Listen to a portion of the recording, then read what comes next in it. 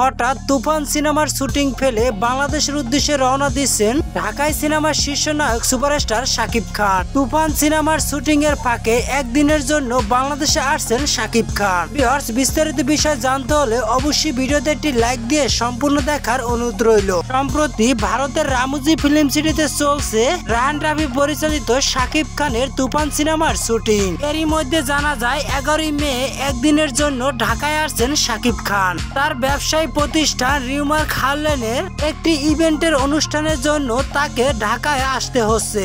জানা যায় যুক্তরাষ্ট্র তালিকাভুক্ত যে সকল কোম্পানিগুলো ইতিমধ্যে ঢাকায় উপস্থিত আছেন, আমেরিকার এম্বাসির উদ্যোগে সেগুলো নিয়ে একটি মেলার আয়োজন করা হয়েছে ঢাকার 5 তারকা একটি হোটেলে।